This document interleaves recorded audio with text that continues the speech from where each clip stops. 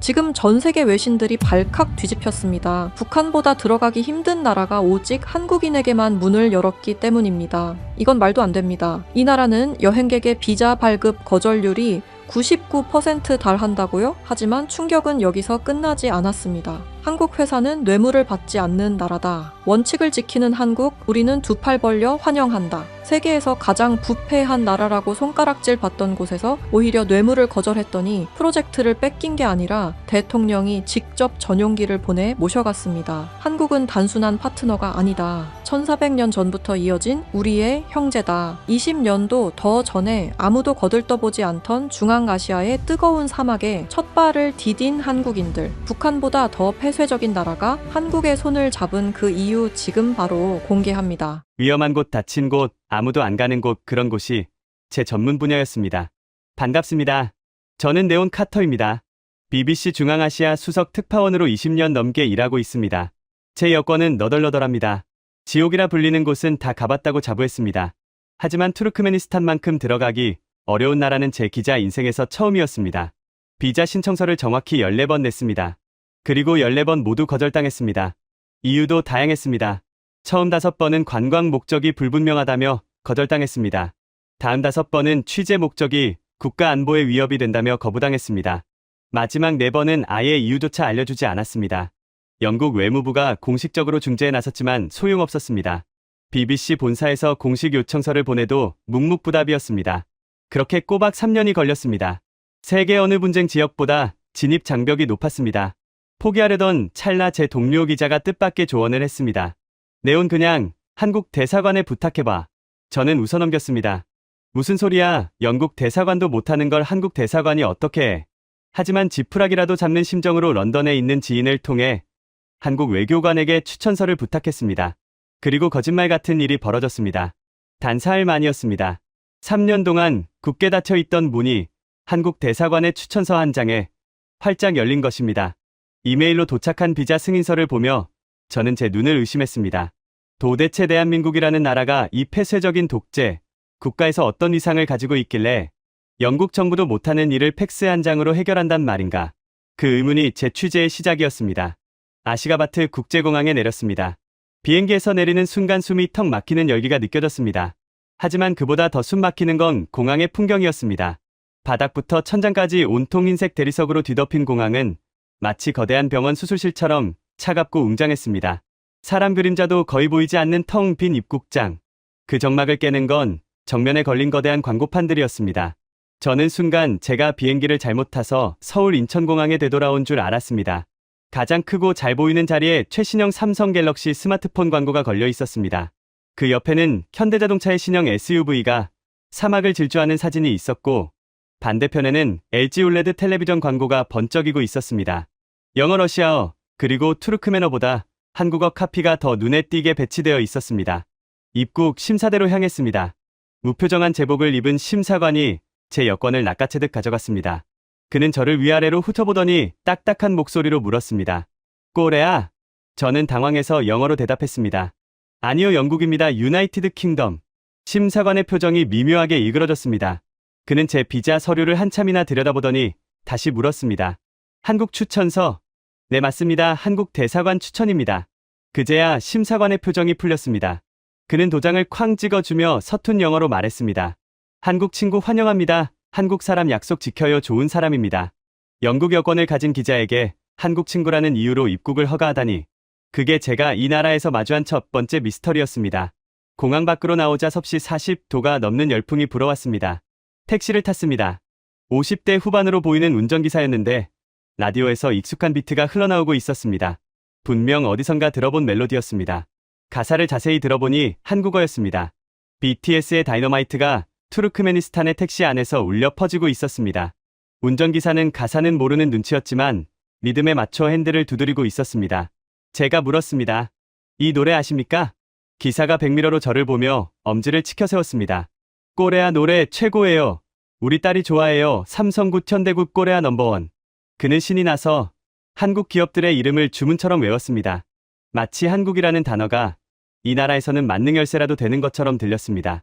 시내로 들어서는 순간 저는 말문이 막혔습니다.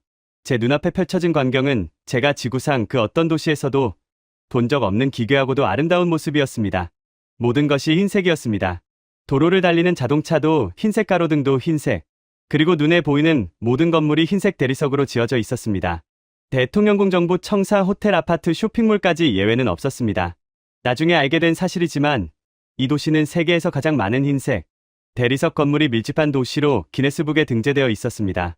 총 500만 개의 건물. 마치 거대한 웨딩 케이크들을 사막 위에 옮겨 놓은 듯한 비현실적인 풍경이었습니다. 호텔에 도착하자 정부에서 배정한 가이드가 로비에 대기하고 있었습니다. 이 나라에서는 외국 기자가 단독으로 행동할 수 없습니다. 24시간 감시원이자 안내원인 가이드가 동행해야 합니다. 그의 이름은 메르겐이었습니다. 40대 초반의 날카로운 눈매를 가진 남성으로 영어를 유창하게 구사했습니다. 메르겐은 저를 보자마자 정중하지만 단호하게 말했습니다. 카터 기자님 환영합니다. 하지만 명심하십시오. 허가된 구역 외에는 촬영이 금지됩니다. 저는 고개를 끄덕이며 호텔 로비를 둘러봤습니다. 5성급 호텔답게 화려한 샹들리에와 금박 장식이 눈부셨습니다. 그런데 로비 한 구석에 붙어있는 작은 동판이 제 눈을 사로잡았습니다. 거기에는 영어와 한국어로 이렇게 적혀 있었습니다. 시공 현대건설 준공. 저는 메르겐에게 물었습니다. 이 호텔 한국 회사가 지은 겁니까? 메르겐이 무심하게 대답했습니다. 네, 그렇습니다. 여기 있는 5성급 호텔 8개 중 7개는 한국 회사가 지었습니다. 저는 귀를 의심했습니다. 7개요? 거의 독점 아닙니까? 메르겐은 어깨를 으쓱했습니다. 독점이 아닙니다. 선택입니다. 우리 대통령님의 유일한 선택이죠. 짐을 풀고 본격적으로 도시를 둘러보기 시작했습니다. 차를 타고 시내의 중심가를 지나는 동안 저는 창밖에서 눈을 뗄 수 없었습니다. 건물 하나하나가 예술 작품 같았습니다. 그리고 그 건물들의 입구에는 어김없이 그 낯익은 이름들이 새겨져 있었습니다. 대통령궁 앞을 지날 때였습니다. 황금빛 돔이 얹어진 웅장한 궁전 앞 안내판에 선명하게 적힌 글씨. 현대건설, 그 다음 국회의사당 건물, 대우건설, 올림픽 스타디움, 현대엔지니어링, 가스공사본사, LG 상사. 저는 수첩을 꺼내 들고 발을 정자를 그려가며 숫자를 세기 시작했습니다. 하나, 둘, 셋, 열, 스물, 서른. 끝이 없었습니다. 중국 기업 간판은 5개, 러시아 기업은 3개, 튀르키예 기업은 2개. 하지만 한국 기업의 이름은 셀 수가 없었습니다. 제가 확인한 것만 해도 시내 주요 랜드마크의 80%가 한국 기업의 작품이었습니다. 이것은 단순한 건설 수주가 아니었습니다. 이것은 점령이었습니다. 총 한 자루 쏘지 않고, 군인 한 명 보내지 않고. 한국은 이 폐쇄적인 왕국의 스카이라인을 완전히 장악하고 있었습니다. 저는 도저히 이해가 되지 않았습니다. 지정학적으로 보면 중국이 훨씬 가깝습니다. 역사적으로 보면 70년간 이 나라를 지배했던 러시아가 더 영향력이 큽니다.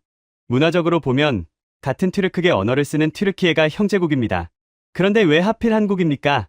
거리는 5,000km나 떨어져 있고 언어도 다르고 종교도 다른 그 작은 나라가 어떻게 이 거대한 대륙의 중심을 차지하게 된 걸까요? 메르겐에게 물었습니다. 메르겐 씨, 솔직히 말해봅시다. 중국이 더 싸게 지어주지 않습니까? 러시아가 더 정치적으로 가깝지 않나요? 왜 투르크메니스탄은 한국 기업에게만 나라 전체를 맡긴 겁니까? 메르겐의 표정이 미묘하게 변했습니다. 그는 주변을 살피더니 목소리를 낮췄습니다. 카터 씨, 중국은 쌉니다. 하지만 그들은 건물을 지으면서 족쇄를 채웁니다. 러시아는 우리를 아직도 식민지 취급하죠. 위에서 내려다봅니다. 튀르키예는 형제라고 하지만 너무 정치적입니다.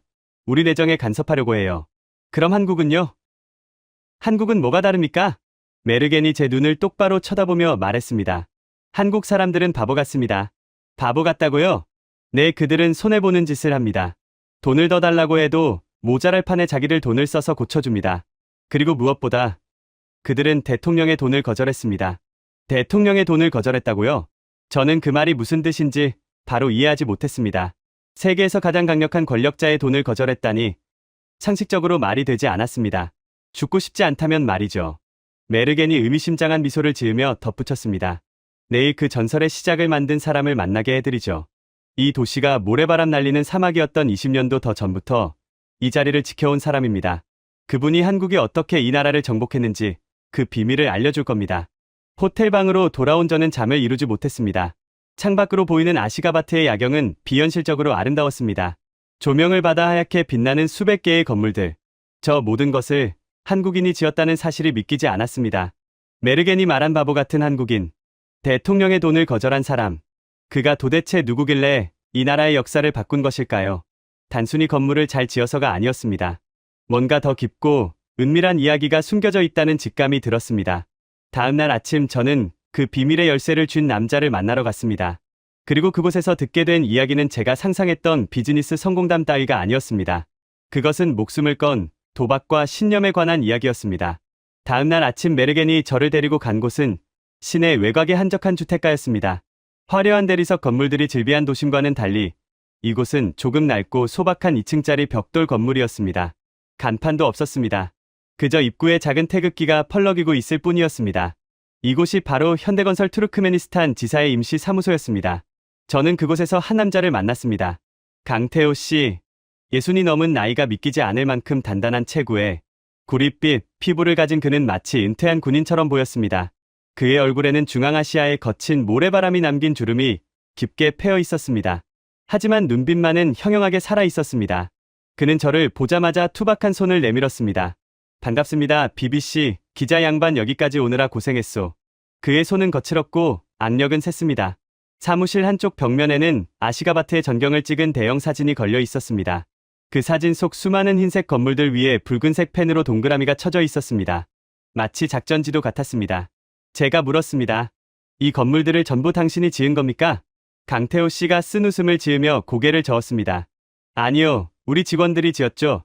저는 그저 그들이 무사히 집에 갈 수 있게 지켰을 뿐입니다. 그는 창가로 다가가 담배를 한 대 꺼내 물었습니다.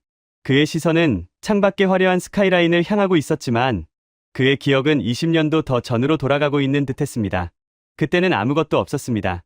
정말 아무것도요. 그가 입을 열었습니다. 90년대 후반이었습니다. 소련이 붕괴한 지 불과 몇 년밖에 지나지 않은 시점이었습니다. 투르크메니스탄은 혼란 그 자체였습니다. 지도는 엉망이었고 국경은 불안정했으며 사람들은 가난했습니다. 당시 한국 상황도 좋지 않았습니다. IMF 외환위기의 그림자가 드리우고 있었습니다. 한국 기업들은 살기를 찾아 해외로 눈을 돌려야 했습니다. 하지만 아무도 이곳에는 오려 하지 않았습니다. 정보가 전무했으니까요. 강태호 씨가 회상했습니다. 본사 임원회의 때가 기억납니다. 다들 미쳤다고 했어요. 거기가 어딘지나 아느냐? 지도에도 안 나온다 가면 죽는다. 가족들도 말렸습니다. 제 아내는 울면서 짐을 다시 풀라고 했어요. 그런데 왜 오셨습니까? 제가 물었습니다. 강태호 씨가 담배 연기를 길게 내뿜으며 말했습니다. 절박했으니까요. 회사가 휘청거렸습니다. 국내 건설 경기는 얼어붙었고 우리는 새로운 먹거리가 필요했습니다. 누군가는 총대를 매야 했고 그게 저였습니다. 당시 30 중반이었습니다. 젊었죠. 겁이 없었던 건지 무식했던 건지. 그는 씁쓸하게 웃었습니다. 90년대 후반 8월이었습니다.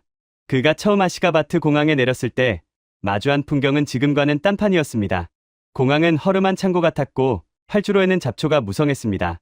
비행기 문이 열리자마자 숨을 쉴 수 없는 열기가 덮쳐왔습니다. 그리고 모래 맛이 났습니다. 입안에서 서걱거리는 모래. 그게 이 나라의 첫인상이었습니다. 도심으로 가는 길은 비포장도로였습니다. 소련 시절 지어진 회색 콘크리트 아파트들은 페인트가 벗겨져 흉물스러웠고 거리는 황량했습니다. 그는 생각했다고 합니다. 여기가 지옥인가? 우리가 여기서 뭘 할 수 있을까? 첫 번째 프로젝트는 작은 아파트 단지를 짓는 것이었습니다. 하지만 시작부터 난관이었습니다. 언어가 통하지 않았습니다. 현지 노동자들은 투르크메너와 러시아어만 썼고 한국 직원들은 영어를 조금 할 뿐이었습니다. 통역을 구하기도 힘들었습니다. 강태호 씨가 말했습니다. 우린 그림을 그렸습니다. 모래바닥에 나뭇가지로 그림을 그려서 작업 지시를 했어요. 벽돌을 쌓아라, 시멘트를 섞어라. 손짓발짓을 다 해가며 하루를 보냈습니다. 밤이 되면 더 문제였습니다. 전기가 끊기기 일쑤였고 물도 자주 안 나왔습니다. 숙소라고 해봐야 컨테이너 박스였습니다. 밤이면 기온이 뚝 떨어져서 오리털 파카를 입고 자야 했습니다. 식량도 부족했습니다. 현지 음식은 입에 맞지 않았고 가져온 라면과 통조림으로 버텼습니다. 직원들이 하나둘 지쳐가기 시작했습니다. 향수병에 걸린 직원들이 밤마다 울었습니다. 돌아가고 싶다고 했습니다. 이런 곳에서는 못 살겠다고요. 강태호 씨는 그때가 가장 힘들었다고 했습니다. 저도 도망치고 싶었습니다. 매일 밤 서울에 있는 아내와 아이들이 생각났어요. 하지만 돌아갈 곳이 없었습니다. 한국 뉴스에서는 매일 부도 소식이 들려왔습니다.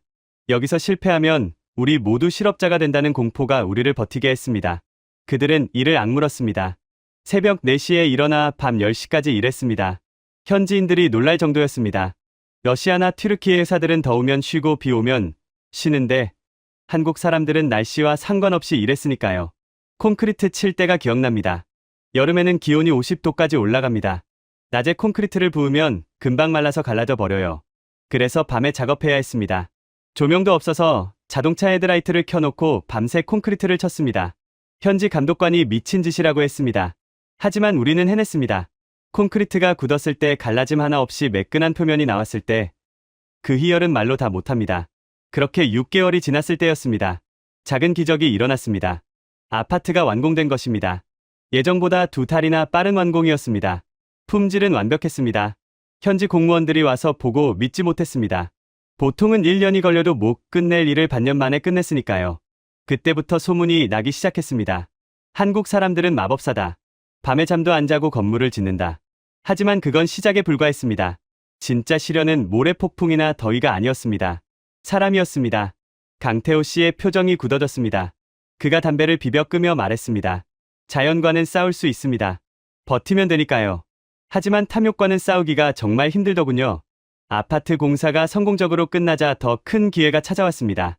올림픽 스타디움 기초 공사였습니다. 규모가 달랐습니다. 수백억짜리 프로젝트였습니다. 우리는 들떴습니다. 이것만 따내면 회사를 살릴 수 있다고 생각했죠. 그런데 어느 날 밤 낯선 손님이 찾아왔습니다. 정부 고위 관리였습니다. 양복을 빼입은 그는 통역을 대동하고 사무실로 들어왔습니다. 그는 거드름을 피우며 사무실을 둘러보더니 대뜸 서류 봉투 하나를 던졌습니다. 강태호 씨가 그 봉투를 열어봤을 때 그 안에는 아무것도 없었습니다. 빈 봉투였습니다. 관리가 웃으며 말했습니다. 이 봉투를 채워주면 스타디움 공사는 당신들 것입니다. 얼마나 채워야 합니까? 강태호 씨가 물었습니다. 관리가 손가락 하나를 펴보였습니다. 10%. 공사비의 10%를 현찰로 달라는 요구였습니다. 당시 돈으로 수십억 원이었습니다. 거절하면 어떻게 됩니까? 관리가 차갑게 대답했습니다. 그럼 당신들은 이 나라에서 벽돌 한 장도 못 쌓을 겁니다. 내일 당장 자재 통관이 막힐 것이고 비자 연장도 안 될 겁니다. 선택하십시오. 짐을 쌀지 봉투를 채울지. 강태호 씨는 그날 밤 인생에서 가장 긴 고민을 했다고 합니다. 본사에 보고할 수도 없었습니다. 시간이 없었으니까요. 현장 소장과 둘이서 밤새 소주를 마시며 토론했습니다. 눈 딱 감고 줄까? 다른 나라 회사들은 다 준다는데 우리만 깨끗한 척하다가 망하면 무슨 소용이야? 하지만 강태호 씨의 마음속 어딘가에서 거부감이 치밀어 올랐습니다. 그건 자존심이었습니다. 우리가 기술이 없어서 돈을 주나? 우리가 실력이 모자라서 뒷돈을 줘야 해. 그는 새벽녘에 결단을 내렸습니다. 그리고 다음 날 아침 그 관리를 다시 만났습니다. 그의 손에는 두툼한 봉투가 들려 있었습니다. 관리가 흡족한 미소를 지으며 손을 내밀었습니다. 하지만 강태호 씨는 봉투를 건네는 대신 책상 위에 쏟아부었습니다. 그 안에서 나온 건 돈다발이 아니었습니다. 그것은 한국 직원들이 밤새 쓴 품질 보증서와 공정계획표, 그리고 직원들의 서명이 담긴 각서였습니다. 우리는 돈을 모릅니다. 대신 우리는 약속을 지킵니다. 이게 우리가 줄 수 있는 전부입니다. 관리는 얼굴이 시뻘개져서 자리에서 일어났습니다. 당신들은 후회하게 될 거야. 한국인들은 멍청해주는 기회를 발로 차버렸어. 그는 문을 쾅 닫고 나가버렸습니다. 그리고 다음 날 정말로 모든 것이 멈췄습니다. 항구에 도착한 시멘트는 통관이 거부되었고 현장에는 전기 공급이 끊겼습니다. 노동청 직원들이 들이닥쳐 비자 검사를 한다며 직원들을 괴롭혔습니다. 완벽한 고립이었습니다. 사막 한가운데서 우리는 말라 죽어가고 있었습니다. 하지만 강태호 씨는 몰랐습니다. 그 거절이 어떤 나비 효과를 불러올지를요. 그의 무모한 도박이 이 나라의 절대 권력자 귀에 들어가는 데는 그리 오랜 시간이 걸리지 않았습니다. 그날 이후 현장은 죽은 듯 조용해졌습니다. 공사가 멈춘 지 일주일이 지나고 한 달이 지났습니다. 섭씨 45도가 넘는 폭염 속에서 타워크레인은 멈춰섰고 철근은 뜨겁게 달궈졌습니다. 항구에 묶인 자재들은 통관되지 못해 녹슬어갔습니다. 가장 무서운 건 정막이었습니다. 망치 소리도 기계 소리도 사라진 건설 현장은 거대한 무덤 같았습니다. 직원들의 눈빛은 하루가 다르게 흔들렸습니다. 지사장님, 우리 이러다가 정말 쫓겨나는 거 아닙니까? 현장 소장이 물었지만 강태호 씨는 대답할 수 없었습니다. 본사의 압박은 날로 거세졌습니다. 서울에서 국제전화가 빗발쳤습니다. 당장 해결해라. 돈이 문제면 어떻게든 만들어봐라. 경쟁사들의 비웃음도 견디기 힘들었습니다. 튀르키예 건설사 직원들이 현장을 지나가며 손가락질했습니다. 한국 사람들은 융통성이 없어. 러시아 회사 사람들은 대놓고 말했습니다. 여기는 로마가 아니야. 투르크메니스탄이라고 법보다 돈이 먼저인 곳이지. 강태호 씨는 매일 밤잠을 설쳤습니다. 그의 책상 위에는 사직서가 놓여 있었습니다. 내가 틀린 걸까? 내 고집 때문에 수백 명의 직원이 밥줄을 끊기게 생긴 건 아닐까? 그는 하루에도 수십 번씩 뇌물을 요구했던 그 관리에게 전화를 걸고 싶었습니다. 자존심이고 뭐고 다 버리고 살려달라고 빌고 싶었습니다. 하지만 수화기를 들 때마다 현장 직원들의 얼굴이 떠올랐습니다. 밤새 헤드라이트를 켜고 콘크리트를 치던 그 얼굴들. 모래바닥에 그림을 그려가며 기술을 가르치던 그 열정. 우리가 흘린 땀이 뒷돈 몇 푼보다 못하다는 걸 인정하고 싶지 않았습니다. 그것은 한국 건설인의 자존심이자 마지막 보루였습니다. 그렇게 지옥 같은 석 달이 흘렀습니다. 현장은 폐쇄 직전이었습니다. 직원들의 비자 만료일이 코앞으로 다가왔습니다. 강태호 씨는 철수를 결심했습니다. 모든 것이 끝났다고 생각했습니다. 그날 오후 그는 짐을 싸기 위해 사무실에 있었습니다. 그런데 갑자기 무전기가 시끄럽게 울렸습니다. 지사장님, 정문에 군대가 왔습니다. 군대? 내 검은색 세단 수십 대가 들어오고 있습니다. 경호원들이 총을 들고 깔렸어요. 강태호 씨는 창밖을 내다봤습니다. 거짓말처럼 검은색 메르세데스 행렬이 현장으로 들이닥치고 있었습니다. 먼지를 일으키며 멈춰 선 차량에서 무장 군인들이 뛰어내려 현장을 포위했습니다. 그리고 가장 중앙에 있던 차 문이 열렸습니다. 한 남자가 내렸습니다. 흰색 정장을 입고 선글라스를 낀 남자. 강태호 씨는 숨이 멎는 것 같았습니다. 그는 사진으로만 보던 사람 바로 사파르무라트 니아조프 대통령이었습니다. 이 나라의 절대 권력자. 자신의 이름을 딴 달력을 만들고 자신의 동상을 도시 곳곳에 세운 살아있는 신. 그가 예고도 없이 공사 현장에 나타난 것입니다. 강태호 씨는 떨리는 다리를 붙잡고 정문으로 달려나갔습니다.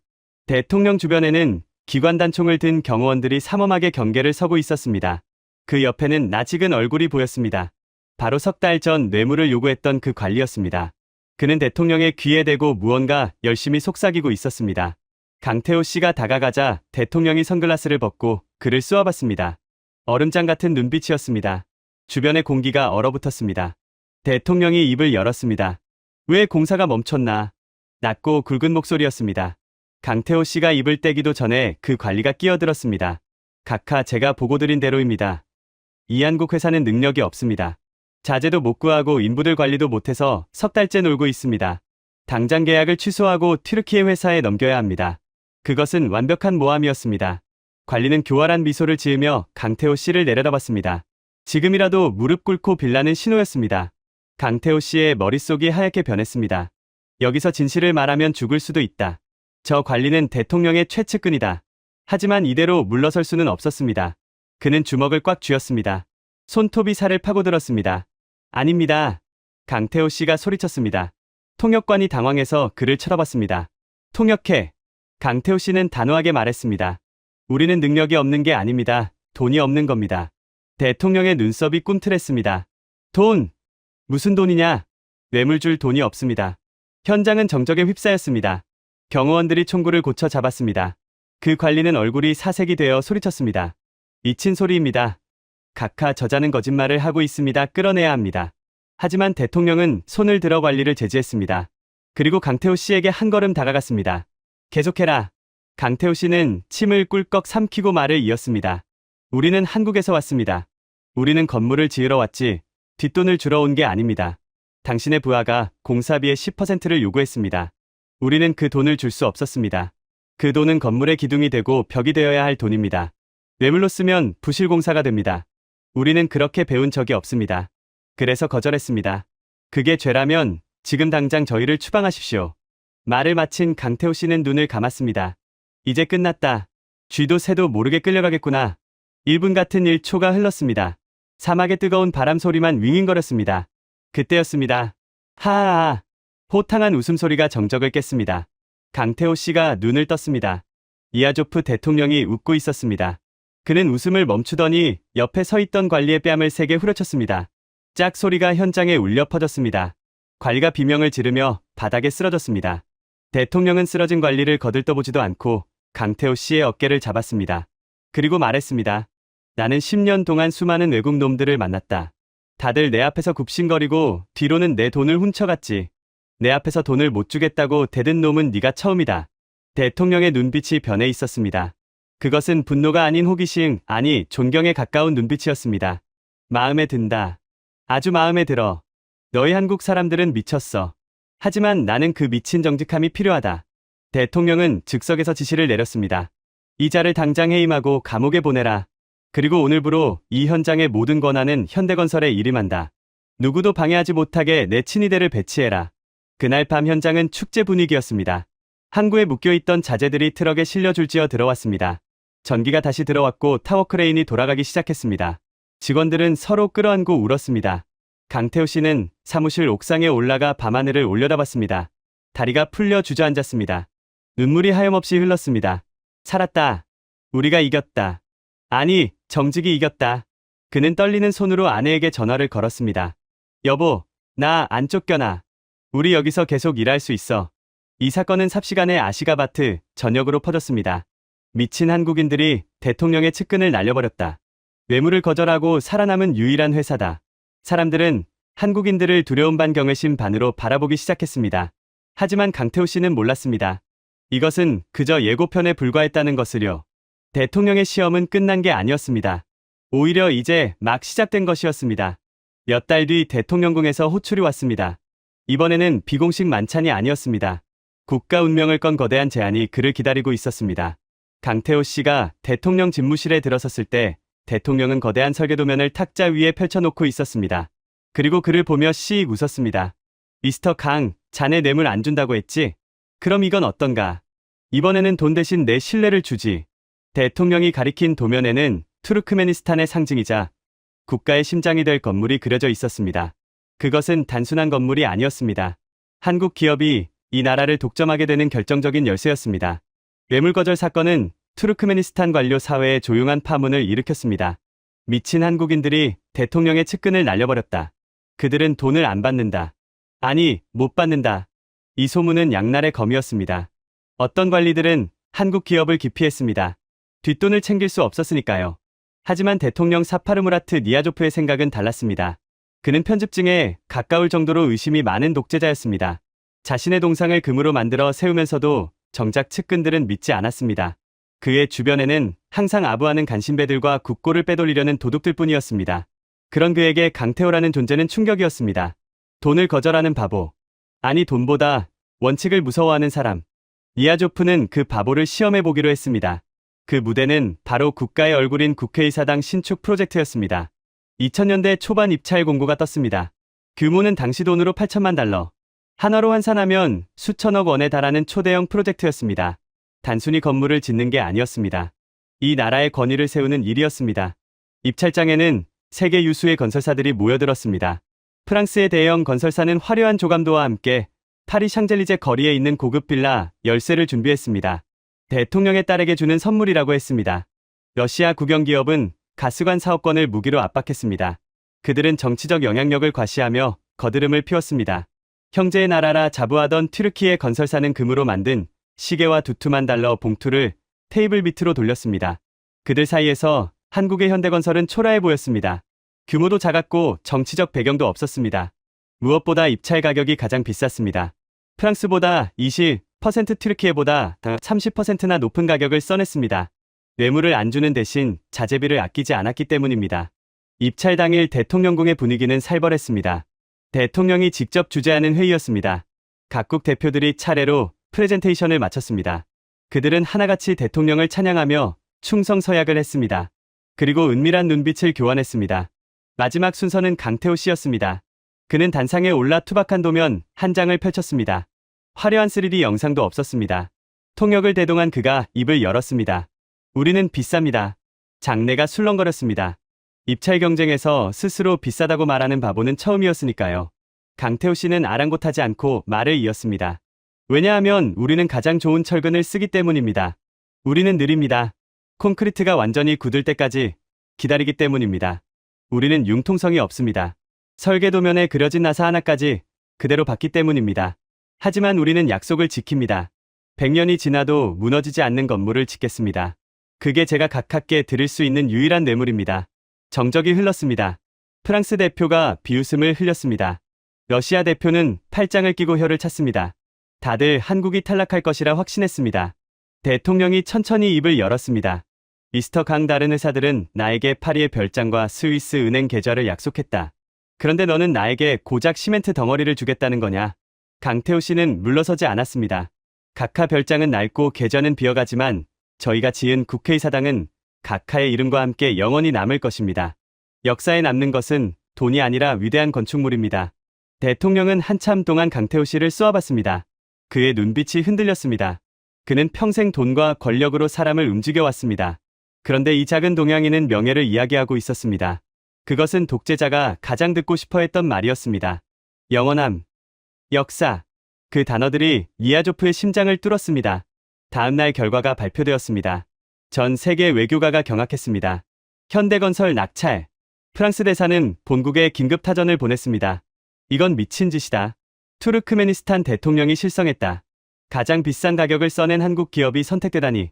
러시아 대사는 대통령궁에 항해 방문을 했습니다. 하지만 니아조프 대통령의 대답은 간단했습니다. 내 돈 주고 내가 짓는데 무슨 상관인가. 나는 도둑놈들이 아니라 기술자가 필요하다. 나중에 네온 카터 기자가 투르크메니스탄 국가기록원에서 극비리에 열람한 대통령의 일기에는 그날의 심정이 이렇게 적혀 있었습니다. 내 주변은 온통 하이에나들 뿐이다. 다들 내 살점을 뜯어먹으려 한다. 그런데 저 한국인은 소처럼 우직하다. 그의 눈에는 탐욕이 없다. 그는 나를 두려워하지 않고 자신의 원칙을 두려워한다. 나는 내 왕국을 지킬 파수꾼으로 저 우직한 소를 선택했다. 공사가 시작되자 강태호 씨는 또 한 번 사람들을 놀라게 했습니다. 그는 현장 옆에 컨테이너 숙소를 짓고 거기서 먹고 잤습니다. 지사장이 현장에서 인부들과 똑같이 밥을 먹고 안전모를 쓰고 돌아다니는 모습은 현지인들에게 충격이었습니다. 보통 외국계 건설사 임원들은 시내 최고급 호텔에 머물며 기사를 둔 리무진을 타고 다녔으니까요. 강태호 씨는 매일 새벽 직접 자재를 검수했습니다. 대리석에 작은 흠집이라도 있으면 그 자리에서 깨버렸습니다. 이건 쓰레기다, 다시 가져와. 현지 납품 업자들이 울상을 지었지만 소용없었습니다. 한국 기준에 맞지 않으면 국물도 없었습니다. 가장 큰 위기는 돔 공사 때 찾아왔습니다. 국회의사당 지붕에 씌울 거대한 황금돔을 올리는 작업이었습니다. 설계상 오차 범위는 5mm였습니다. 하지만 현지 기술자들의 실력으로는 도저히 맞출 수 없었습니다. 3번이나 실패했습니다. 공기가 늦어지고 있었습니다. 대통령이 불호령을 내렸습니다. 독립기념일에 맞춰 완공하지 못하면 전원 처형하겠다. 농담이 아니었습니다. 현장은 공포에 휩싸였습니다. 강태호 씨는 결단을 내렸습니다. 그는 한국 본사에 긴급 요청을 보내 한국 최고의 용접공 10명을 비행기로 공수해왔습니다. 그리고 지상 100m 높이의 비계 위에서 밤샘 작업을 지휘했습니다. 강풍이 불어 닥쳤습니다. 모래폭풍이 시야를 가렸습니다. 하지만 그들은 멈추지 않았습니다. 한국인 특유의 깡이 발동했습니다. 안 되면 되게 하라. 그들은 몸에 밧줄을 묶고 허공에 매달려 돔을 조립했습니다. 마지막 나사 하나를 조일 때까지 그들은 내려오지 않았습니다. 마침내 독립기념일 일주일 전 거대한 황금 돔이 햇빛을 받아 찬란하게 빛났습니다. 오차는 0mm. 완벽했습니다. 완공식 날, 니아조프 대통령이 국회의사당 앞에 섰습니다. 새하얀 대리석 기둥과 황금 돔이 푸른 하늘을 찌를 듯 솟아 있었습니다. 그 웅장함에 압도된 대통령은 한동안 말을 잇지 못했습니다. 그는 천천히 걸어가 기둥을 쓰다듬었습니다. 차가운 대리석의 감촉, 이음새 하나 없이 매끄러운 마감. 그는 뒤돌아 강태호 씨를 찾았습니다. 강태호 씨는 구석에 서 있었습니다. 먼지 묻은 작업복 대신 양복을 입었지만 그의 손은 여전히 거칠었습니다. 대통령이 그에게 다가갔습니다. 수천 명의 관중이 숨을 죽였습니다. 대통령이 강태호 씨의 손을 잡았습니다. 그리고 마이크를 잡고 선언했습니다. 보라, 이것이 내가 선택한 한국인의 작품이다. 그들은 내 돈을 거절했지만 내 꿈을 지어주었다. 오늘부터 한국은 단순한 친구가 아니다. 나의 형제다. 대통령은 자신의 가슴에 달려있던 훈장을 떼어 강태호 씨의 가슴에 달아주었습니다. 외국인 최초의 국가 공로 훈장이었습니다. 그 순간 경쟁사들의 표정은 흑빛이 되었습니다. 프랑스 대사는 고개를 떨궜고 러시아 대사는 자리를 박차고 나갔습니다. 게임은 끝났습니다. 이제 투르크메니스탄의 건설 시장은 한국의 동무대가 되었습니다. 이날의 사건은 전설이 되었습니다. 국회의사당 완공 이후 한국 기업에 대한 신뢰는 신앙에 가까워졌습니다. 입찰은 사라졌습니다. 대통령이 손가락으로 지도 위의 빈 땅을 가리키며 한국에게 맡겨라고 말하면 그것으로 계약이 성사되었습니다. 수의 계약, 경쟁 없는 독점. 모든 기업이 꿈꾸는 상황이 현실이 된 것입니다. 하지만 이것은 시작에 불과했습니다. 국회의사당이 국가의 얼굴이었다면 다음에 찾아온 프로젝트는 국가의 심장이자 비밀이었습니다. 아무에게도 보여줄 수 없는 대통령의 사적인 공간. 그 은밀한 요새를 짓는 임무가 또다시 한국에게 떨어졌습니다. 그리고 이 과정에서 한국 기업은 단순히 건물을 짓는 것을 넘어 이 나라의 시스템 전체를 장악하게 됩니다. 543개의 건물 중 80%라는 경이로운 숫자가 만들어지기 시작한 진짜 이유. 그것은 바로 신뢰가 낳은 복리 효과였습니다. 국회의사당 프로젝트의 성공 이후 투르크메니스탄의 건설 시장에는 기이한 현상이 벌어졌습니다. 경제학 교과서에는 나오지 않는 일이었습니다. 보통은 독점을 막기 위해 여러 기업을 경쟁시키는 것이 상식입니다. 하지만 니아조프 대통령은 반대였습니다. 그는 지도를 펼쳐놓고 손가락으로 빈 땅을 가리키며 말했습니다. 여기에 호텔을 지어라. 여기에 쇼핑몰을 지어라. 누구에게 맡길까요? 비서실장이 물으면 대답은 항상 같았습니다. 한국, 그들에게 맡겨라. 이유는 묻지 마라. 입찰 공고는 사라졌습니다. 견적서를 비교하는 과정도 생략되었습니다. 그냥 한국 기업에 전화를 걸어 와서 지어달라고 하면 끝이었습니다. 이것은 비즈니스가 아니었습니다. 특혜를 넘어선 일종의 신앙이었습니다. 2000년대 중반부터 2010년대 중반 사이, 아시가바트는 거대한 공사판이었습니다. 오일머니가 쏟아져 들어오면서 도시는 급격하게 팽창했습니다. 대통령궁 옆에 정부종합청사가 들어섰고 그 옆에 국방부 건물이 올라갔습니다. 시내 중심가에는 5성급 호텔들이 줄지어 건설되었습니다. 그 모든 현장의 가림막에는 현대건설, 삼성물산, 대우건설, GS건설의 로고가 붙어 있었습니다. 경쟁국들은 배가 아파 죽을 지경이었습니다. 중국 기업들은 가격을 절반으로 깎아주겠다고 제안했습니다. 튀르키예 기업들은 이슬람 형제를 호소하며 로비를 시도했습니다. 하지만 소용없었습니다. 왜냐하면 그들은 신뢰라는 자산을 쌓는 법을 몰랐기 때문입니다. 네온 카터가 입수한 투르크메니스탄 건설부 내부 보고서에는 경쟁국들이 탈락한 이유가 적나라하게 기록되어 있었습니다. 중국 기업이 지은 도로는 완공 6개월 만에 갈라졌습니다. 아스팔트 두께를 속인 것입니다. 러시아 기업이 지은 아파트는 단열이 되지 않아 겨울에 벽이 얼어붙었습니다. 자재비를 빼돌린 탓이었습니다. 튀르키예 기업은 공사 기간을 맞추지 못해 대통령의 진노를 샀습니다. 그들은 문제가 생기면 변명하기 바빴습니다. 날씨 탓이다, 자재 탓이다, 정부 탓이다. 책임을 회피하는 모습에 투르크메니스탄 정부는 질려버렸습니다. 반면 한국 기업은 달랐습니다. 그들은 변명하지 않았습니다. 문제가 생기면 해결했습니다. 그리고 그 해결 방식이 너무나 충격적이어서 전설이 된 사건이 하나 있습니다. 2000년대 후반 아시가바트의 고급 주거 단지에서 발생한 일입니다. 한국 기업이 지은 장관급 관료들이 사는 아파트였습니다. 어느 날 밤 지하 주차장이 물바다가 되었습니다. 배관이 터진 것입니다. 입주민들은 난리가 났습니다. 명품 차들이 물에 잠길 뻔했고 엘리베이터가 멈췄습니다. 원인은 시공불량이 아니라 관리부실이었습니다. 현지 관리인이 배관 밸브를 잘못 조작해 수압이 급격히 올라가면서 파이프가 터진 것입니다. 법적으로 한국 기업의 책임은 없었습니다. 하자 보수 기간도 끝난 상태였습니다. 보통의 건설사라면 이렇게 말했을 겁니다. 우리 잘못이 아닙니다. 수리비를 주시면 고쳐드리죠. 하지만 현지 소장이었던 김 상무의 판단은 달랐습니다. 그는 새벽 2시에 보고를 받자마자 작업복을 입고 현장으로 달려갔습니다. 그리고 직원들을 전부 깨웠습니다. 양수기를 돌려라, 물부터 퍼내라. 직원들이 불만을 터뜨렸습니다. 상무님, 우리 잘못도 아닌데 왜 우리가 해야 합니까? 돈도 못 받는데요. 김 상무가 소리쳤습니다. 돈이 문제가 아니다. 여기에 우리 이름이 박혀 있다. 현대건설이 지은 건물에서 물이 샜다는 소문이 나면 그게 더 큰 손해다. 당장 고쳐. 그들은 밤새 물을 퍼냈습니다. 그리고 터진 배관만 고친 게 아니었습니다. 단지 전체의 배관 시스템을 전부 점검하고 낡은 부품들을 새 것으로 교체해 주었습니다. 비용은 전부 한국 기업이 부담했습니다. 수억 원이 깨지는 공사였습니다. 다음 날 아침 주민들은 눈을 의심했습니다. 지하 주차장은 말끔하게 청소되어 있었고 배관은 새 것처럼 번쩍였습니다. 심지어 관리인에게 배관 조작법을 친절하게 교육까지 시켜주고 떠났습니다. 이 소식은 삽시간에 퍼졌습니다. 한국 사람들은 미쳤다. 자기들 잘못도 아닌데 공짜로 다 고쳐줬다. 도망가지 않는다. 끝까지 책임진다. 이 사건은 결정타였습니다. 투르크메니스탄 사람들에게 한국 기업은 단순히 건물을 짓는 회사가 아니었습니다. 문제가 생기면 언제든 달려와 해결해주는 든든한 형님이었습니다. 이때부터 한국산이라는 말은 프리패스가 되었습니다. 한국 사람이 지었다고 하면 검사도 하지 않고 통과시켰습니다. 품질 보증서가 필요 없었습니다. 한국이라는 이름 자체가 보증서였으니까요. 이것이 바로 신뢰의 복리 효과였습니다. 처음에는 손해보는 것 같았습니다. 뇌물을 안 주고 비싼 자재를 쓰고 무상 수리를 해주는 것이 바보 같은 짓처럼 보였습니다. 하지만 그 바보 같은 행동들이 쌓이고 쌓여 거대한 이자가 되어 돌아왔습니다. 2010년대 초반 투르크메니스탄 정부는 아시가바트 신공항 건설 프로젝트를 발표했습니다. 20억 달러, 한화로 2조 원이 넘는 단군 이래 최대 규모의 프로젝트였습니다. 세계적인 공항 건설 전문 기업들이 군침을 흘렸습니다. 하지만 결과는 싱거웠습니다. 대통령은 입찰도 하지 않고 한국 기업을 지명했습니다. 너희가 해라. 이유는 단 하나였습니다. 믿을 수 있으니까. 너희는 도망가지 않으니까. 그렇게 지어진 아시가바트 국제공항은 기네스북에 올랐습니다.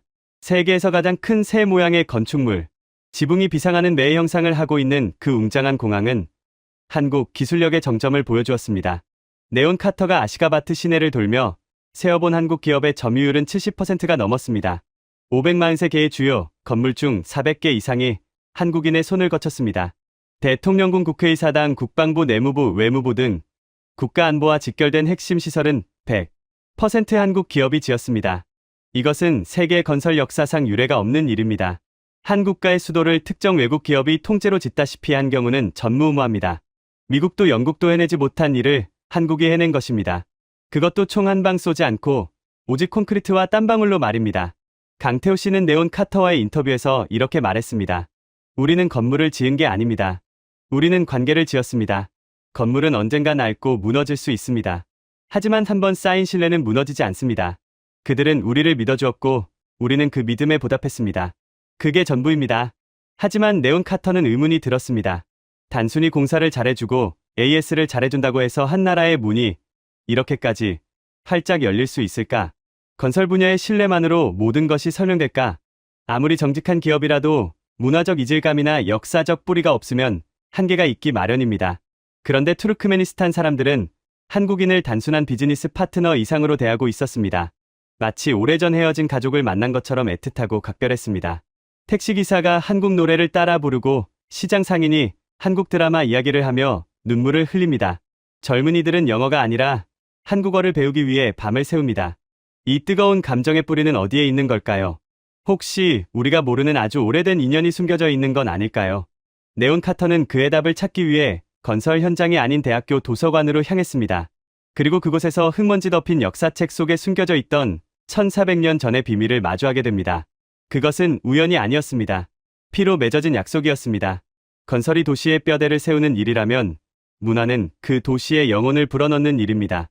아시가바트의 스카이라인이 한국 기업들의 땀방울로 완성되었다면 그 거리의 공기는 한국 문화로 채워지고 있었습니다. 저는 이 기이한 현상을 확인하기 위해 아시가바트 국립세계언어대학을 찾았습니다. 학교 정문에도 현대건설이 시공했다는 작은 동판이 붙어 있었습니다. 하지만 제가 놀란 것은 건물이 아니었습니다. 복도를 가득 채운 학생들의 열기였습니다. 강의실마다 10,000원이었습니다. 영어 강의실이냐고 물었더니 가이드 메르겐이 고개를 저었습니다. 아니요, 한국어 강의실입니다. 지금 이 대학에서 가장 인기 있는 학과가 한국어학과입니다. 경쟁률이 20대 1입니다. 영어가보다 높아요. 저는 강의실 뒷문으로 살짝 들어가 보았습니다. 100여 명의 투르크맨 학생들이 눈을 반짝이며 칠판을 응시하고 있었습니다. 칠판에는 한글로 가나다라가 적혀 있었고 선생님이 선창하면 학생들이 큰 소리로 따라했습니다. 안녕하세요. 반갑습니다. 사랑합니다. 그들의 발음은 놀라울 정도로 정확했습니다. 마치 서울의 어학당에 와 있는 착각이 들 정도였습니다. 이 나라가 어떤 나라입니까? 외국 문화를 엄격하게 통제하기로 악명 높은 곳입니다. 초대 대통령 니아조프는 발레와 오페라를 금지했습니다.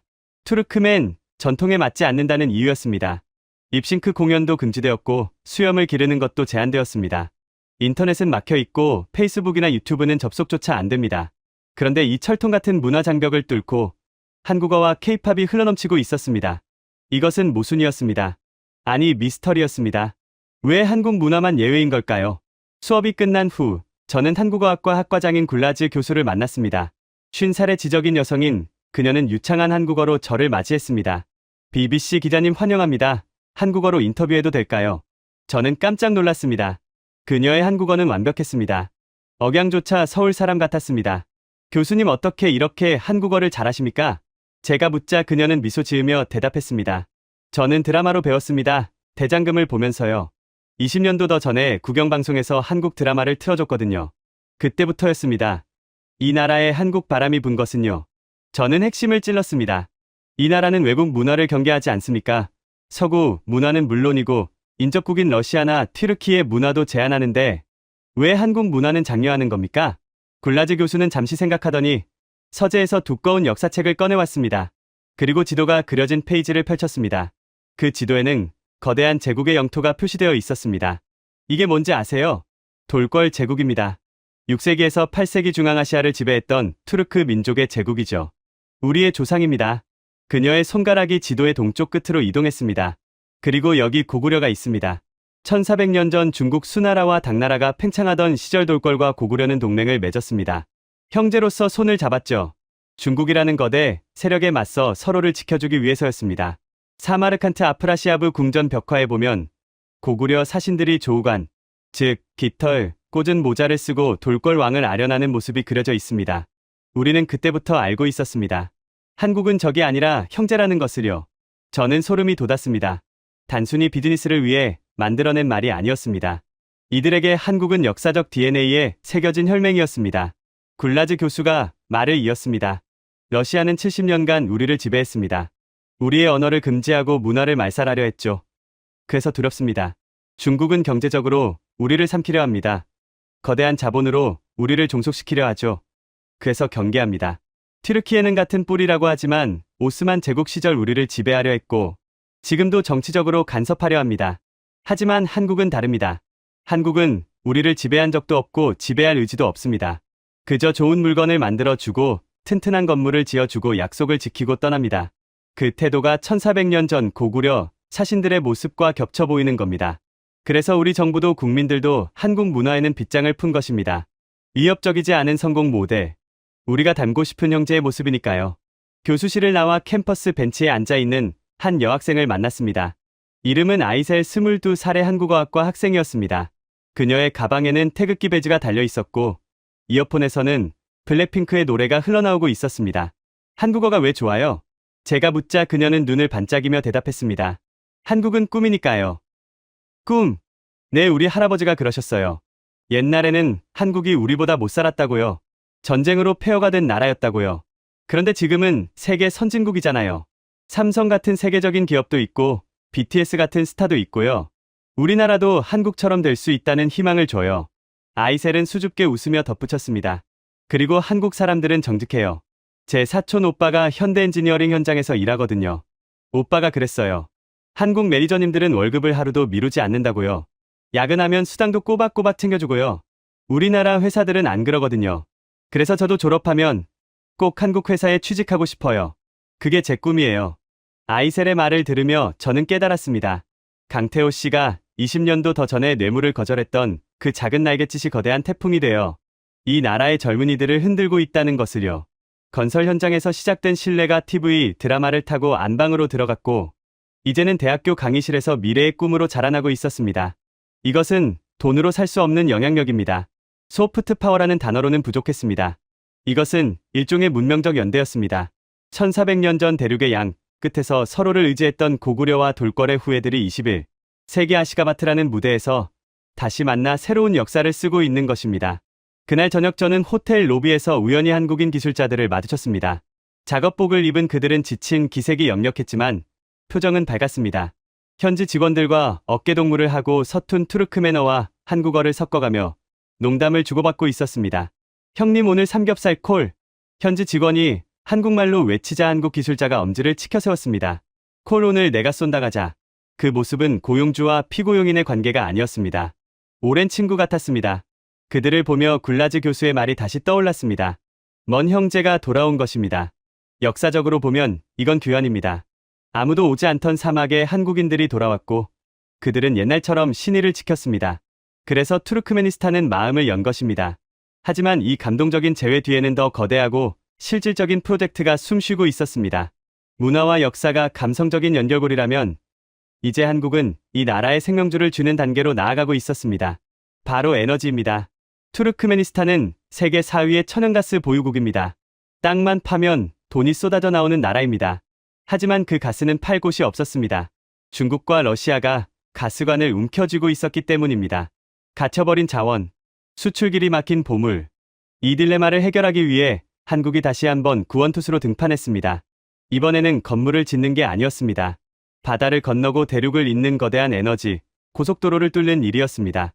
강태호 씨가 은퇴를 미루고 사막에 남아있는 진짜 이유, 그리고 투르크메니스탄 대통령이 한국 대통령을 국빈으로 초청해 융숭하게 대접한 진짜 이유, 그 거대한 야망의 실체가 서서히 드러나고 있었습니다. 다음 날 저는 아시가바트를 떠나 서쪽 카스피의 연안으로 향했습니다. 그곳에서 저는 한국이 준비하고 있는 또 하나의 기적을 목격하게 됩니다. 다음 날 저는 아시가바트의 화려한 흰색 도시를 뒤로하고 서쪽으로 향했습니다. 차로 6시간을 달려 도착한 곳은 투르크멘바시, 카스피의 연안에 위치한 항구 도시입니다. 이곳의 풍경은 수도와는 전혀 달랐습니다.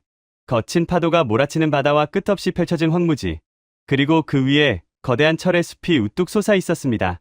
수백 개의 굴뚝과 수만 개의 파이프가 얽혀있는 초대형 플랜트 단지. 투르크메니스탄의 미래가 바로 이곳에서 숨쉬고 있었습니다. 그리고 그 심장을 뛰게 만드는 사람들 역시 한국인이었습니다. 이 나라의 딜레마를 이해해야 합니다. 투르크메니스탄은 천연가스 매장량 세계 4위입니다. 러시아, 이란, 카타르 다음으로 많습니다. 땅만 파면 돈이 솟구치는 나라입니다. 하지만 치명적인 약점이 있습니다. 바다가 막힌 내륙국이라는 점입니다. 카스피해는 국제법상 바다가 아닌 호수로 분류되기도 합니다. 그래서 가스를 수출하려면 다른 나라의 영토를 지나야 합니다. 파이프라인이 유일한 수출 통로였습니다. 이것이 비극의 시작이었습니다. 북쪽의 러시아는 경쟁자입니다. 그들은 투르크메니스탄 가스가 유럽으로 가는 것을 원치 않습니다. 자기들 가스를 팔아야 하니까요. 남쪽의 이란은 국제 제재를 받고 있어 수출길이 막혔습니다. 남은 건 동쪽의 중국뿐입니다. 중국은 이 점을 악용했습니다. 그들은 파이프라인 건설 비용을 빌려주며 가스 가격을 헐값으로 후려쳤습니다. 국제 시세의 절반도 안 되는 가격에 가스를 가져갔습니다. 사실상 에너지 식민지나 다름없었습니다. 이 거대한 족쇄를 끊어줄 구원투수가 필요했습니다. 그리고 한국이 그 답을 제시했습니다. 바로 LNG입니다. 액화천연가스. 가스를 영하 162도로 얼려서 액체로 만드는 기술입니다. 액체가 되면 부피가 600분의 1로 줄어듭니다. 파이프라인이 없어도 배에 실어 전 세계 어디든 보낼 수 있습니다. 중국 눈치를 보지 않고 유럽이나 일본, 한국으로 제값을 받고 팔 수 있게 되는 것입니다. 이것은 단순한 기술이 아닙니다. 이 나라에게는 경제적 독립 선언과도 같습니다. 하지만 LNG 플랜트는 건설 난이도가 극악입니다. 고도의 기술력이 필요합니다. 중국도 러시아도 쉽게 흉내낼 수 없는 영역입니다. 그래서 대통령은 다시 한번 한국을 불렀습니다. 현대엔지니어링과 LG 상사가 주축이 된 한국 컨소시엄이 30억 달러 규모의 키알리 화학 플랜트를 수주했습니다. 사막 한가운데서 가스를 뽑아 플라스틱 원료를 만드는 이 거대한 공장은 투르크메니스탄 산업화의 상징입니다. 현장에 도착했을 때 저는 압도적인 규모의 입을 다물지 못했습니다. 여의도 면적의 3배에 달하는 부지에 은빛 파이프들이 혈관처럼 뻗어 있었습니다. 그 한가운데서 저는 강태호 씨를 다시 만났습니다. 그는 안전모를 쓰고 도면을 보고 있었습니다. 60이 넘은 나이에도 현장을 떠나지 못한 이유가 여기에 있었습니다. 여기가 제 마지막 전장입니다. 그가 웃으며 말했습니다. 바람이 거세게 불어 그의 목소리가 잘 들리지 않을 정도였습니다. 왜 아직 은퇴하지 않으셨습니까? 제가 소리쳐 묻자 그가 바다를 가리켰습니다. 이것 때문입니다. 이 프로젝트가 끝나야 제가 한국에 갈 명분이 생깁니다. 건물 짓는 건 이제 후배들이 다 합니다. 하지만 이 플랜트는 다릅니다. 이건 이 나라의 생명줄입니다. 이걸 성공시켜야 우리가 쌓은 20년 넘는 세월의 신뢰가 완성됩니다. 그는 저를 데리고 제어실로 들어갔습니다. 수십 개의 모니터가 벽면을 가득 채우고 있었습니다. 그런데 그곳에서 저는 뜻밖의 광경을 목격했습니다. 한국인 엔지니어가 현지 젊은이들을 가르치고 있었습니다. 단순히 기계 조작법을 알려주는 게 아니었습니다. 복잡한 화학 공식을 설명하고 비상상황 대처 매뉴얼을 전수하고 있었습니다. 마치 사부가 제자에게 비급을 전수하듯 진지했습니다. 저 친구 이름은 바티르입니다. 강태호 씨가 20대 후반의 투르크멘 청년을 가리켰습니다. 한국 유학파입니다. 카이스트에서 석사까지 마치고 돌아왔죠. 제가 키우는 후계자 중 한 명입니다. 바티르는 유창한 한국어로 제게 인사했습니다. 안녕하세요, 기자님. 저는 한국 기술을 배워서 우리 조국을 부강하게 만들고 싶습니다. 강태호 지사장님은 제 스승님이십니다. 저는 강태호 씨에게 물었습니다. 기술을 다 알려주면 나중에 한국 기업이 설 자리가 없어지는 것 아닙니까? 보통은 핵심 기술은 감추지 않습니까? 강태호 씨가 고개를 저었습니다. 아니요, 그 반대입니다. 다 알려줘야 합니다. 그래야 이들이 스스로 일어설 수 있습니다. 우리가 영원히 여기에 있을 수는 없잖아요. 물고기를 잡아주는 게 아니라 잡는 법을 가르쳐야 진짜 친구입니다. 그게 한국 스타일입니다. 그는 씁쓸하게 덧붙였습니다. 중국은 자본을 주고 자원을 가져갑니다. 러시아는 무기를 주고 충성을 요구합니다. 하지만 우리는 기술을 주고 사람을 남깁니다. 그게 우리가 살아남는 방식입니다. 바티르가 이 공장을 혼자 돌릴 수 있게 되는 날이 바로 제가 은퇴하는 날입니다. 점심시간이 되자 식당은 한국인과 투르크멘인들로 섞여 북적였습니다. 메뉴는 김치찌개와 현지식 빵이었습니다. 이질적인 두 음식이 한 식탁에 자연스럽게 어우러져 있었습니다. 저는 그 모습을 보며 생각했습니다. 이것이야말로 진정한 융합이구나. 단순히 돈을 벌러온 용병이 아니라 함께 미래를 고민하는 파트너. 그 진심이 통했기에 이 폐쇄적인 나라도 마음을 연 것입니다. 식사를 마치고 강태호 씨와 해변을 걸었습니다. 카스피해의 파도가 발밑까지 밀려왔습니다. 그는 먼 바다를 응시하며 말했습니다. 카터 기자님, 저는 20년도 더 전에 쫓기듯 이곳에 왔습니다. 회사가 망할까봐 가족을 먹여 살려야 해서 도망치고 싶었던 적이 수백 번입니다. 그런데 지금은 감사합니다. 이 척박한 땅이 저에게 기회를 줬으니까요. 그리고 무엇보다 그는 잠시 말을 멈추더니 주머니에서 낡은 지갑을 꺼냈습니다. 그 안에는 빛바랜 가족 사진이 들어 있었습니다. 우리 아이들이 자랑스러워하는 아버지가 될 수 있게 해줬으니까요. 아들이 그러더군요. 아버지가 사막에서 흘린 땀 덕분에 우리가 편하게 공부하고 살 수 있었다고. 그 말 한마디면 족합니다. 제 인생은 헛되지 않았습니다. 그의 눈가가 촉촉해졌습니다. 평생을 거친 건설, 현장에서 보낸 남자의 눈물. 그것은 그 어떤 다이아몬드보다 빛났습니다. 이제 곧 떠나실 건가요? 제가 묻자 그가 고개를 끄덕였습니다. 네, 이번 프로젝트가 끝나면 서울로 갑니다. 아내에게 갚아야 할 빚이 많아요. 손주 녀석 재롱도 보고 싶고 따뜻한 온돌방에서 푹 자고 싶습니다. 그는 웃으며 말했습니다. 하지만 가끔은 이곳이 그리울 겁니다. 모래바람 맛이 나는 커피도 뜨거운 태양도, 그리고 저를 형님이라고 부르는 이 친구들도요. 우리는 다시 현장으로 돌아왔습니다. 거대한 플랜트 굴뚝에서 하얀 연기가 피어오르고 있었습니다. 그것은 투르크메니스탄의 희망이자 한국인의 자존심이었습니다. 오후 5시, 퇴근 버스에 오르는 현지 노동자들의 표정은 밝았습니다. 그들에게 이 공장은 단순한 일터가 아니었습니다. 가난에서 벗어날 수 있는 사다리이자 자식들에게 더 나은 미래를 물려줄 수 있는 약속이었습니다. 그리고 그 약속을 지켜준 것은 바로 한국이었습니다. 바티르가 저에게 작별 인사를 하며 건넨 말이 귓가에 맴돌았습니다. 기자님, 한국은 우리에게 등불 같은 존재입니다. 어두운 터널을 지날 때 손을 잡아준 유일한 친구예요. 우리는 이 은혜를 절대 잊지 않을 겁니다. 1400년 전 고구려가 돌궐에게 내밀었던 손, 그리고 21세기 대한민국이 투르크메니스탄에게 내민 손. 그 두 손은 시공을 초월해 맞닿아 있었습니다. 호텔로 돌아오는 차 안에서 저는 수첩을 덮었습니다. 취재는 끝났습니다. 의문은 모두 풀렸습니다. 왜 543개의 건물 중 80%가 한국산인지, 왜 대통령이 한국인을 형제라 부르는지, 왜 젊은이들이 한국어를 배우는지, 답은 명확했습니다. 한국은 정복자가 아니라 동반자였기 때문입니다. 그들은 총 대신 신뢰로 뇌물 대신 기술로 이 나라를 점령했습니다. 그리고 가장 중요한 것, 그들은 사람의 마음을 얻었습니다. 이것은 그 어떤 제국도 해내지 못한 위대한 승리였습니다. 이제 저는 런던으로 돌아가 이 놀라운 이야기를 전해야 합니다. 세상은 아직 모르는 대한민국의 진짜 힘을 말입니다. 공항으로 가는 길, 저녁 노을이 아시가바트의 흰색 도시를 붉게 물들이고 있었습니다. 그 아름다운 풍경 속에 한국인들의 땀과 눈물이 배어 있다는 사실을 이제는 압니다. 강태호 씨의 뒷모습이 아른거립니다. 그는 아마 지금도 사막의 모래바람을 맞으며 현장을 지키고 있을 겁니다. 마지막 임무를 완수하기 위해서, 다음 세대에게 더 나은 세상을 물려주기 위해서 말이죠. 비행기가 이륙하고 창밖으로 멀어지는 도시를 보며 저는 조용히 중얼거렸습니다. 고맙습니다, 미스터 강. 당신이 지은 것은 건물이 아니라 역사였습니다. 오늘의 감동사연 어떠셨나요? BBC 네온 카터 기자가 확인한 숫자입니다.